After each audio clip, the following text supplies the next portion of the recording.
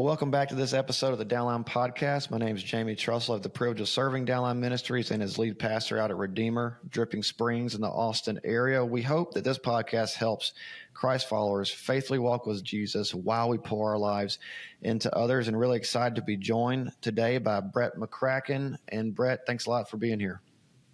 Yeah, thank you, Jamie. Thanks for having me. Yeah, I'm excited about today's topic. We're going to talk a lot. You wrote a recent article for the Gospel Coalition about your experience as a single man, and then the whole idea of extended adolescence, this kind of lack of urgency we're starting to see in culture for marriage. But before we get there, can you let folks kind of know who you are and your background? Yeah. So I am based in the LA, Southern California area, the Austin of the West Coast, if you will. And I live here with my wife, Kira, and our 3 kids, 6, 4, and 2. And I work for the Gospel Coalition full time. So that's my day job is I'm an editor for the Gospel Coalition, overseeing the arts and culture content that we do. So my whole career has really been as a writer, journalist in the Christianity and culture space. So I was a film critic for Christianity Today for a while, kind of freelance. I did work at Biola University, editing their alumni magazine, Biola Magazine.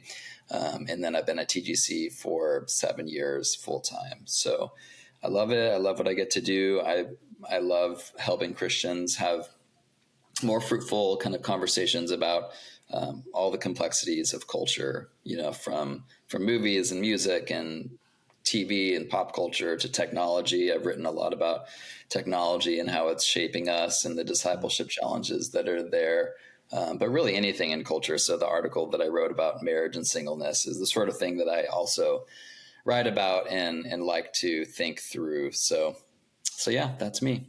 Yeah, well, I really appreciate your time, and I've read your stuff for years on TGC. It's actually helped Shanna and I, even in, hey, do we go see Inside Out 2 or do we not? And if we do, what are the kind of things we're looking for? So yeah, that's great. I know you probably get a lot of encouragement, but just know tangibly from one dad to another, it's been super helpful for us on a really practical level.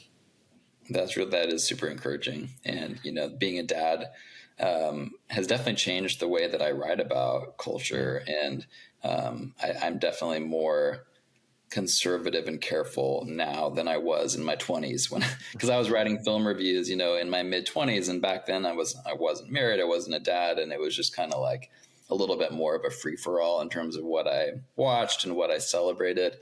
And, but yeah, when you become a dad, I think you're more attuned to the shaping power of media and being just discerning because you know that your soul is at stake and the soul of your kids is at stake because media is powerful to shape us. So, yeah, that's encouraging to hear. It is. And so it sounds to me like maybe there's an episode this spring coming up, but I can get you back on when we talk about that because that's it's a whole topic unto itself. A whole topic. And And look, even when we have families over for dinner, just a side note, and we're trying to figure out what movie do we show? I mean, these are questions we're always asking ourselves. Yeah. So, those are tricky questions. For sure. Yeah. Okay. On August 19th, this article came out on Gospel Coalition. It said, as a single man, I felt little pressure to get married. And then you say, I wish I had. Can you start by kind of giving us what led you to write that article and what was your experience?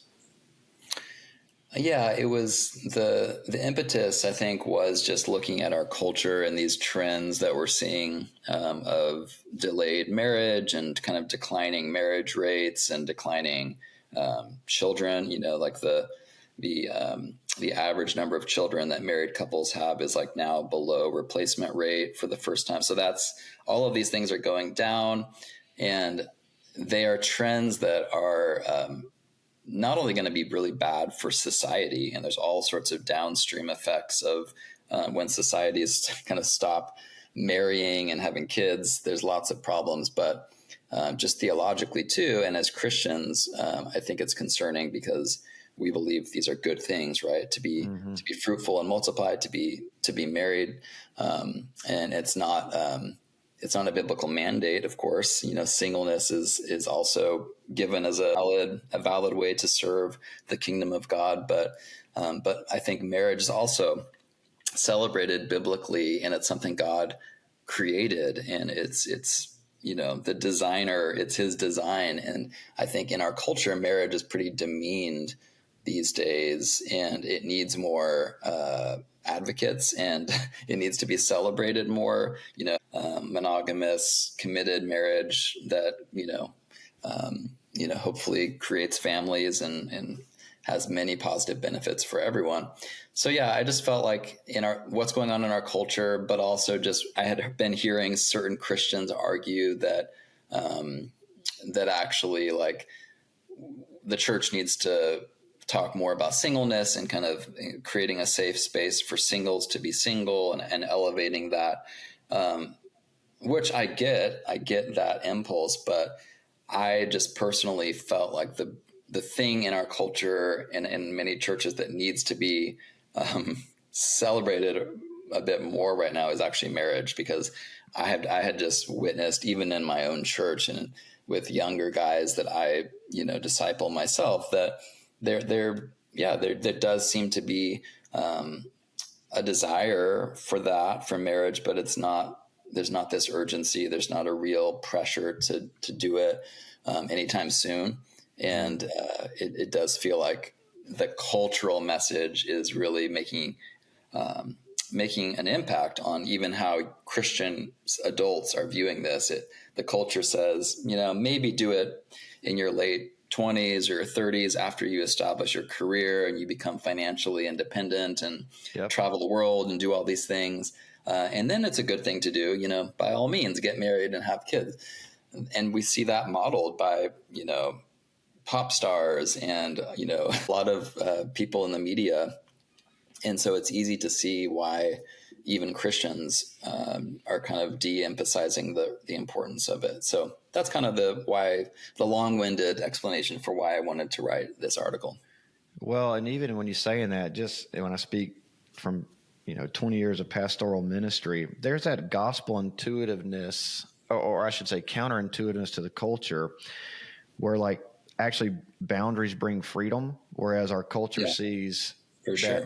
Look, marriage, it's going to restrict you, right? That's why you do it when you're 35. So you can actually go live life and then put the restrictions on yourself versus, and I don't know if you've seen this out in California, but even our young men, in the South or Southern culture, there's a certain amount of, I don't want anything to get in the way. For sure. And marriage is going to be restrictive. And I think there's a gospel argument that says, hey, actually boundaries bring more freedom. 100%. Yeah. I think that is absolutely true. And yet our culture preaches the opposite message, which is that boundary free living is true liberation, right? To just be able to do whatever you want to do. Love is love, just kind of pursue your dreams, follow your heart, no boundaries. But of course that doesn't work. And it's a dead end path to just kind of follow your heart and do whatever you want to do without any limits. And the reality is the limitations, which I hate to use that word because it feels negative. It has a negative connotation, but limitations are a blessing. And, I think about artists, for example, like there's some quote about how like the limitations are the key to great art, in the sense that if you're an artist and you just, have a blank canvas and you just can do whatever you want, that's not going to create as good of a creation as it would if you had the limitations of only being able to use two colors or having some sort of impediment. So the limitations in creativity are important, and the limitations in life are important. Being able to kind of not just have a free for all where all options are open at all times, but having some things closed off so that we can focus and kind of thrive in a more kind of honed way. And marriage is absolutely a gift for that. And I saw that in my own life. I probably bought in a little bit in my single years, in my 20s, to this idea of like the freedom of being single in your 20s and having a steady income and money to burn. And like, that was great. But I started the article, the TGC article, by saying I can look back and now say that after I got married and after I, became a dad, like my life got objectively better, and Sure. nothing got worse. And like any fears of like my freedom being taken away or things that I might not be able to do, which there are certain things that you can't do as easily, of course, when you're a parent, but the blessing of it and what it has done for me and the sanctifying power in my life of being a husband and a father has been worth whatever costs there might have been. So yeah, I think the church really does need to lean into that countercultural message on this and many other issues. The marriage question is just one iteration of this countercultural logic that limitations are freeing, and actually closing off certain options is good for you. And that's well said. And I mean, I remember being in my 20s and almost maybe somewhat of a different experience.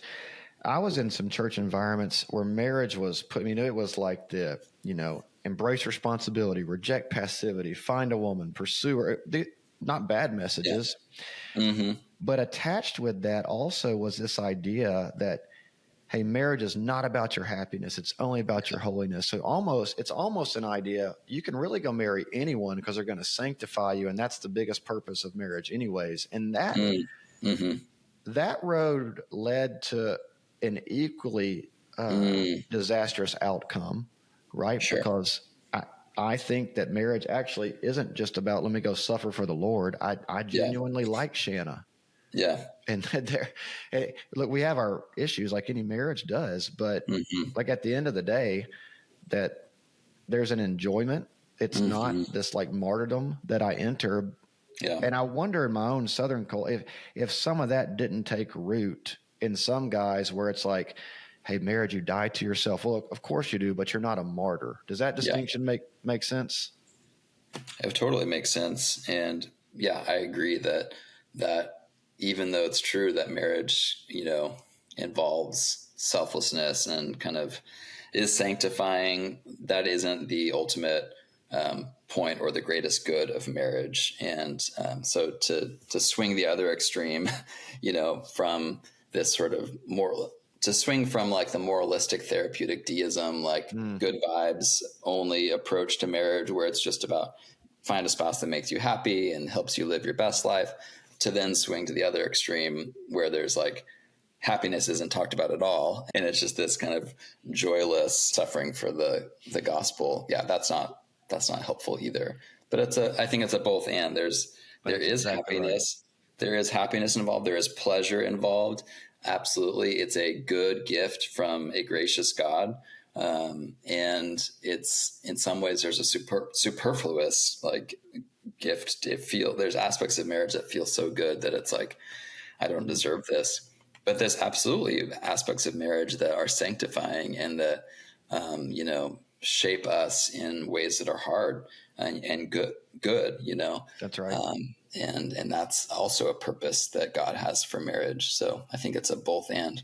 Well, I mean, anything, marriage is one of those interesting relationships, with God presiding over Adam and Eve in the garden, that I think one reason why it can be so life-giving and so destructive if you're in a really bad toxic marriage is it comes with this inherent, I think, spiritual power and reality.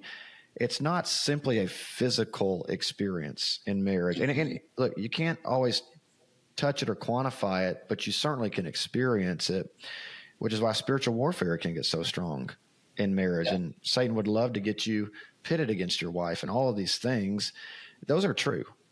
But there's also spiritual blessing that you can't quantify materially as well. Yeah, no, absolutely. It's a powerful thing. And, the spiritual warfare, bringing that up, I think is important because I think one reason why our culture wars right now are so centered on kind of the definition of marriage and all things marriage and family, that really is the touch point. It's because there is this spiritual fire, at the core. What Paul says in Ephesians 5 is true about marriage. There's something about the gospel that is communicated in marriage. And if that's true, that marriage is this kind of creational signpost to what God's love is like and what the gospel is like, then of course Satan, wants nothing more than to destroy it and to destroy marriages and to destroy the institution, the definition of marriage. So it's not surprising at all that that's kind of the flashpoint in our culture. All right, I'm going to read a quote from your article, and I'd love for you to expound upon it. And this is in close to the section where you actually talk about some right-wing conservative voices that are actually saying things like, modern marriage is a death sentence for men. There's zero advantage to marriage in the Western world for a man. And you write, young adults are increasingly delaying marriage and having fewer children. That is statistically true. And this yields a litany of negative short-term effects and foreshadows ominous long-term social consequences. What do you have on your mind when you write that? Mm-hmm. Yeah, I mean, there's a lot out there that you can look up. At TGC, we publish articles on the fertility crisis globally and just the outcomes of that. But I mean, you look at countries like Japan and you can start to see what's happening when people no longer have kids, when people aren't getting married like they were, they're not having kids, the population starts skewing hugely towards older people. And that's only going to continue to be the case with each subsequent decade. The overall population is going to be heavily weighted on, elderly people who need lots of care. They don't have kids and grandkids to take care of them. The societal kind of safety net starts to collapse because there's not enough young people kind of running the engine of the economy anymore. So, economists are very worried about this, and people who pay attention to just the balance of generational populations are worried about these statistics. And so that's what I'm thinking about. I think as Christians, when we talk about loving our neighbor and having this kind of care for our neighbor, I think part of loving our neighbor now is looking ahead to the future and making decisions now that are going to be loving for our children and our grandchildren. And maybe having more kids and getting married more is an act of love for our neighbors in the future who we may never meet or know. But I think we have a duty as Christians to do what we can to minimize suffering insofar as it's in our power to do that. And I think one way to help minimize suffering is to do our part to produce new life that can be a blessing to the world. Yeah, I love how you put that. What I'm thinking about this idea in your article that I think it's like 29% of Western men feel any sense of social or cultural pressure to engage. I mean, we're talking about 70% of young men that are feeling no real sense of importance or urgency based off that statistic. And then I look inside the church, and I would bet the statistic bears pretty close to the same.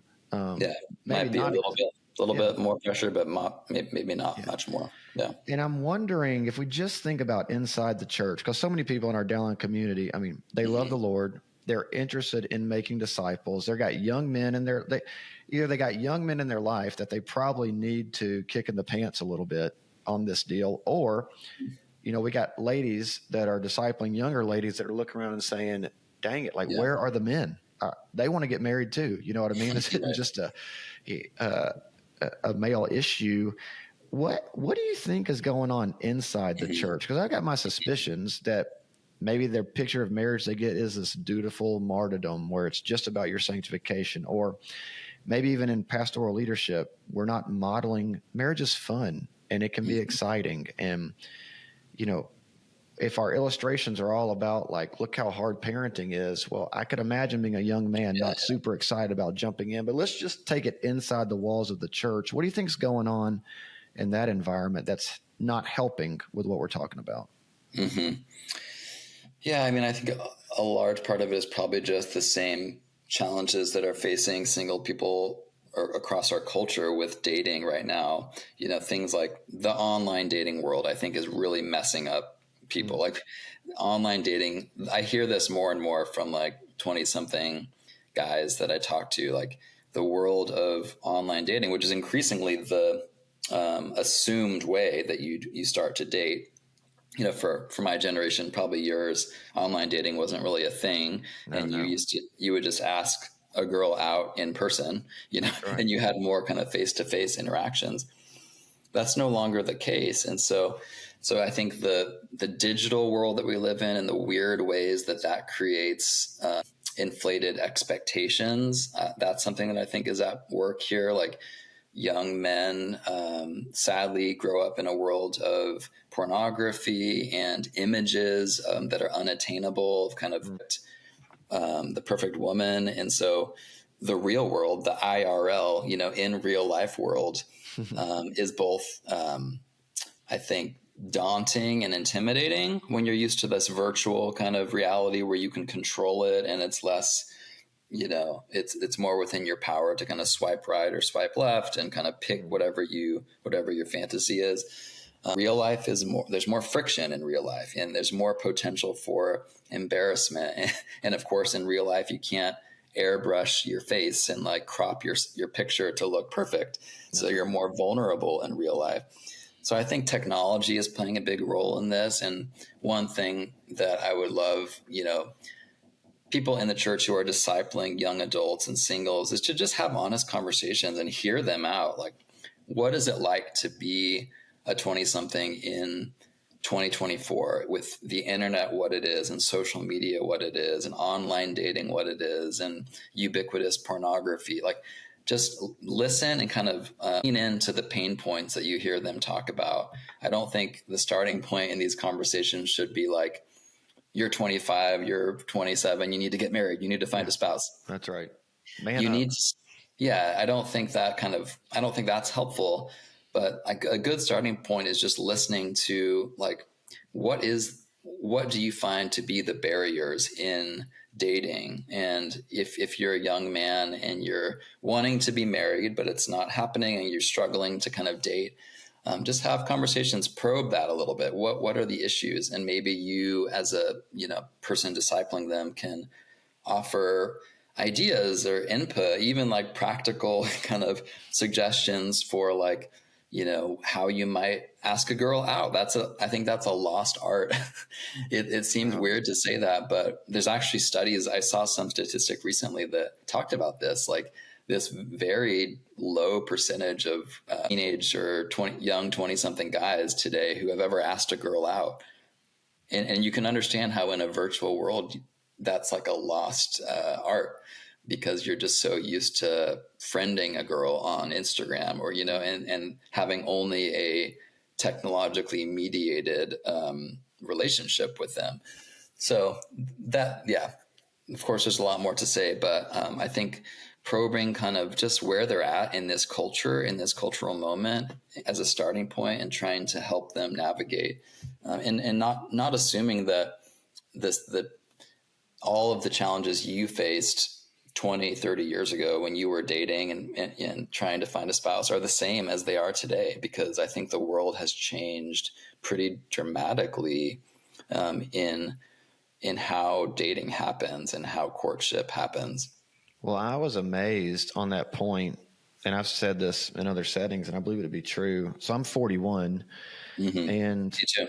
Yeah, okay. So if I were to go to dinner with a 20-year-old and an 80-year-old, I have more common ground with an 80-year-old than I do a 20-year-old, even though that gap is far bigger. I mean, and I do think, especially for a lot of our people, if there's a generational gap of a 40, 50, 60-year-old discipling a 20 or even early 30-year-old, we need to assume that those two worlds are far more apart than we may realize. Absolutely. I think and this goes beyond dating into just discipleship generally across the generations. I think we have to be really aware of that dynamic. The gap, the one generation gap 40 years ago. If you were doing discipleship in the 80s, I think that gap was a lot smaller in terms of how much translation had to happen than the one generation gap today. Even from a 41-year-old to a 21-year-old, I grew up, the internet has been there most of my life, and social media has been there for half of my life. But for those who are 21 who've lived in a world where the internet and social media has been there their whole life, and it's all they've ever known, it's a very different world than the world I grew up in. And I think that gap of translation and understanding we need to do some work to listen to their perspective and just not impose our kind of world and what we grew up in onto them, while at the same time understanding that there are timeless principles, of course, biblical principles that are timeless, Christian wisdom that is true for every generation that we can speak, and so not everything changes, right? But the technological world certainly has changed, and it has made big impacts on dating and relationships generally. Well, especially when we get down to a couple more things I'd love to ask you about, getting down to the reality of at some point you really do have to commit to someone. Yeah. And that, I don't know about your context of the men you're meeting with, but have you found that component to be, it's pretty scary, right? For a lot of young guys. Totally. And this is also connected, I think, to the technological piece, because FOMO, that phrase FOMO it's become a common term only in the internet era. Now, why is that? It's because the internet and social media presents any given individual with way more options for everything, like options on Amazon, options for this, like when you Google anything, there's like way more options than are useful. It's overwhelming. And so FOMO is a thing because we are inundated with options, and our gaze is going every which way all the time. And we have trouble committing to any one thing because it means closing off all those other options that are coming across our social media feeds all the time. And I do see this with dating, and I can think of specific guys who have been in good relationships, and I'm kind of trying to nudge them along. Like, I think you should marry this girl. Like, I think I think you're ready. And yet social media and the constant presence of other girls that like catch the guy's eye, and he's like, but the girl I'm dating doesn't quite measure up physically to all these things that I'm seeing on social media.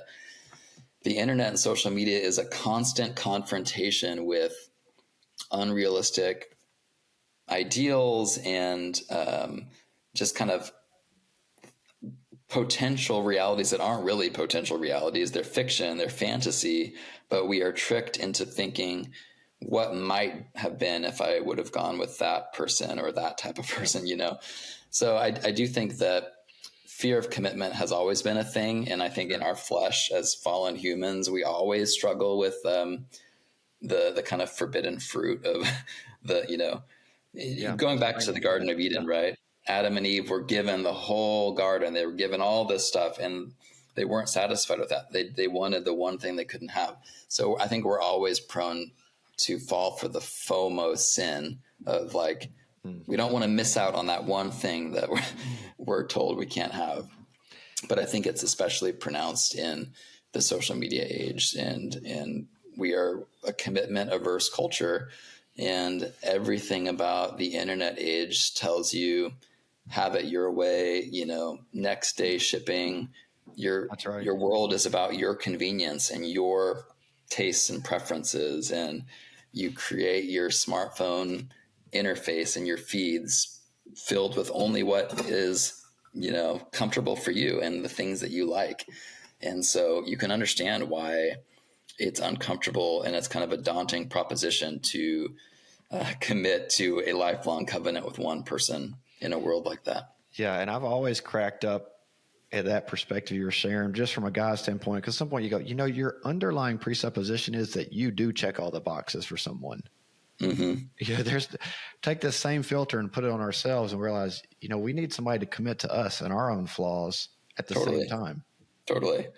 All right, let's close down with two things. I would love just you to share your wisdom, starting with the perspective of what do you share with young men that you mentioned you are trying to urge and exhort towards marriage? What are some good things we can share? And then on the other side of that, our men that are discipling those men, what are some good, you mentioned questions earlier, maybe some good things to keep in mind as they're ministering to these type of men?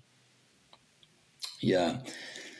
I mean, I'm thinking of kind of recent examples of me talking to young men who are dating and kind of going in the direction of marriage and still struggling with anxieties or fear of commitment. And I mean, one thing that I tell them that I think is countercultural and not talked about in secular conversations about marriage is the fact that, like, in the church, like, your marriage is in a real sense, it's meant to be a communal project. Like, your church cares about your marriage too, and you have this community that will come around you and support you. So yes, marriage will be hard, and it's good to go into marriage with an awareness that there will be challenges, but it's actually unhealthy for you to view your marriage as this kind of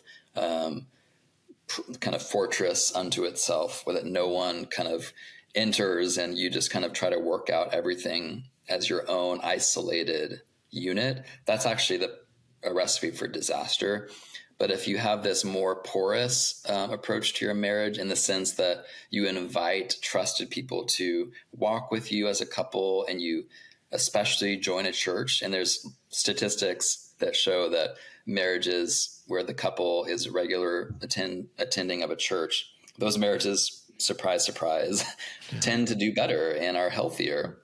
And the reason for that is not only that there's this spiritual kind of shared mission and goal that is present in the marriage, but I think it's also just the fact that there's community that is surrounding your marriage, and mentors, other couples that you can go to their house and have dinner if you're going through an issue that you need counsel on. And so I really talk about that a lot. Like, I try to take away some of the fears by saying, look, we're going to be there. We are in your church, and it's not like we're doing premarital counseling. It's not like that's going to stop after marriage. Like, we are here for you, and your church is here for you. And the church has a vested interest in healthy marriages. And I think more churches need to communicate that point. So that's maybe one piece of advice I'd give to those on the discipling side. Make sure that it's clear that you're not just trying to get people to the altar, and you're not just trying to prepare them for marriage. You are there for them in their marriage and throughout their marriage and at every stage. And that's a nice kind of safety net, I think, for couples who are maybe approaching marriage with some worries about it. So that's a big thing, I would say. And, I also talk about the gift of sanctifying, the sanctification of a marriage. And I tell that story, to younger guys, like, marriage has been wonderful for so many reasons. But one of the surprises for me has been how much it has grown me as an individual and as a man and as a Christian. And it has, a marriage, it shows you your blind spots, and every married couple can tell stories of, like, in the first week of marriage on the honeymoon, your wife noticed some quirk about you that no one ever pointed out, right? Yeah. Because you've never had that intimate God-given mirror in your life before, in the same way that a spouse is. And that of course can be annoying from time to time, and it can be hard. But in my experience, it's actually mostly really good. And it has been a wonderful gift for me to see how much I have grown in my life since I got married to Kira 11 years ago. It's no small thing to see that and to bear witness to that. And I actually think more married couples should tell those stories, those testimonies of, like, how marriage has made me a better person and made my spouse a better person. And Tim Keller talks about marriage as kind of a commitment to your spouse's holiness. And I think that that is a beautiful part of marriage is, gosh, it's hard to be holy, right? In this world with sin surrounding us, with our own flesh present, it is hard to be holy. And so anything we can have in our life that's a gift, for our holiness is wonderful. And of course, good friends can be that, iron sharpening iron. Other, men in your life, if you're a young man, that's a gift. But your spouse is a really profound gift for your holiness, because they're not just going to come in and out seasonally. They're going to be there permanently in your life, and they're going to see things about you that no one else sees. And that's maybe scary, but it's a good scary, right? Right. You can't hide much in a marriage, and that's a good thing. Yeah. And those are a couple things that I say. Well, to add, I love that. To add, you mentioned Tim Keller. I heard him say one time, even when he was talking about him and Kathy, of going, of course he didn't think she was perfect and all, but he said he not only fell in love with her, but in who he could see God making her into, and he didn't want to miss out on that. I love that. That's beautiful, and that rings true for me in my marriage. Like, I look forward to seeing the type of person Kira is in 10 years and 20 years, and how that happened in part because of my influence on her, and vice versa, right? I look forward to seeing, what I'm like in another decade or two, and I've already seen how her influence on me, her specific influence on me, has changed me. And that's just a wonderful thing, change for the better. There's nothing more compelling to watch, I think, than someone changing in real time. And anyone who does discipleship regularly and over long periods of time can probably attest to that, right? There's few things that are more beautiful to watch than a person changing in a Jesus direction over time by the power of the Holy Spirit, first and foremost, but through the local church and the way that God uses.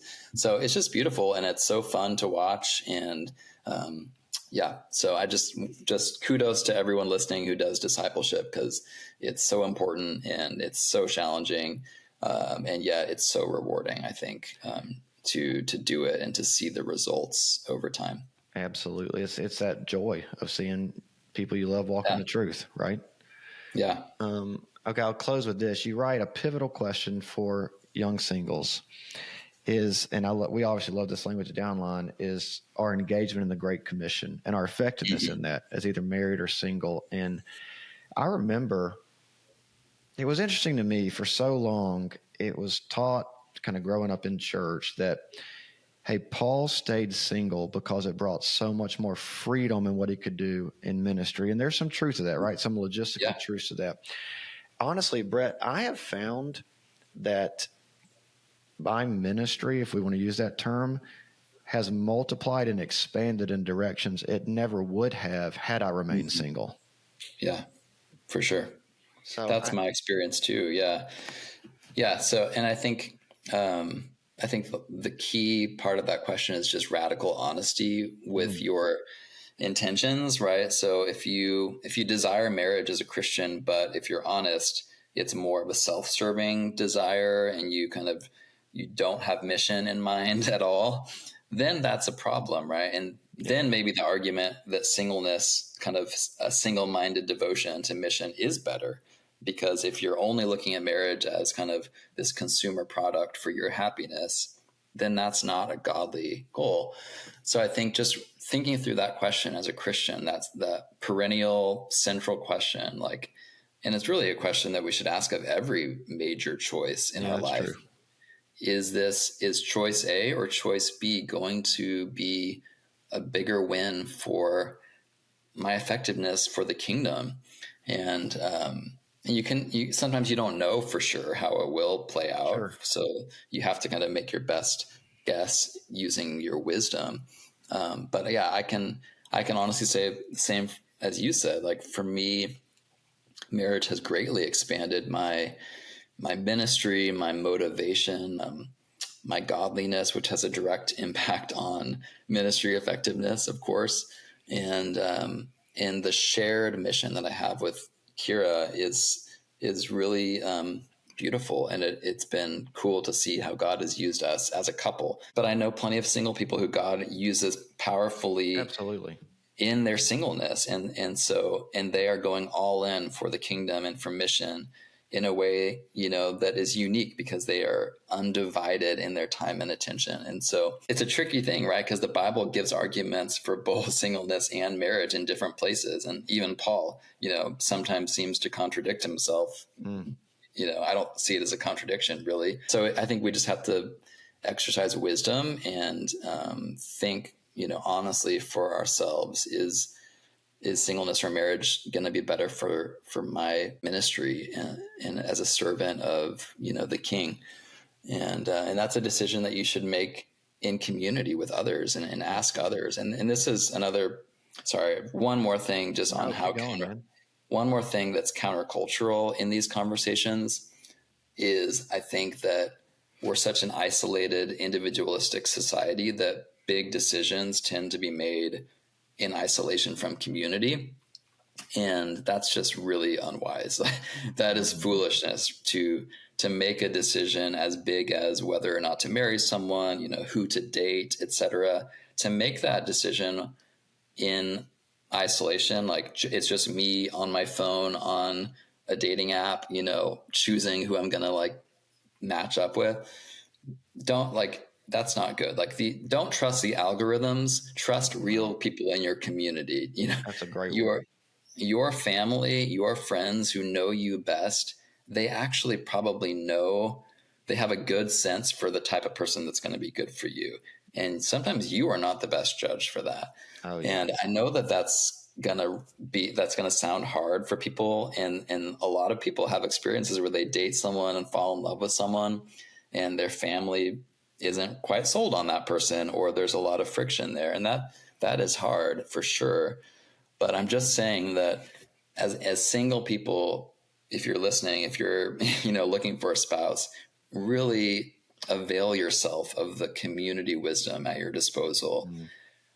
Bring the person you're dating to meet as many friends as you can, your family, and let them do life with you as a couple, because that wisdom from those who know you is so invaluable and such a gift. And I do believe, in individualistic Western culture, we are not the norm, in most of the world, and certainly in biblical times, as we know, spouses were kind of chosen by our families in a lot of cases. We didn't really have a say in it. And so that speaks to the reality that communal wisdom is something valuable when it comes to our life mate. And it's not to remove the importance of your individual kind of heart and your love and passion, but the heart is deceitful, right? As the Bible says. And sometimes there's self-deception that we have as individuals that needs to be called out by our community. And it's not easy. If you're a parent or a friend, it's not easy to tell someone you love, I really don't think you should date that person. It's hard. There are a few harder conversations in life than those sorts of conversations, but they're so important. And the single person needs to have ears to hear that and to value the rich wisdom of other people outside of yourself.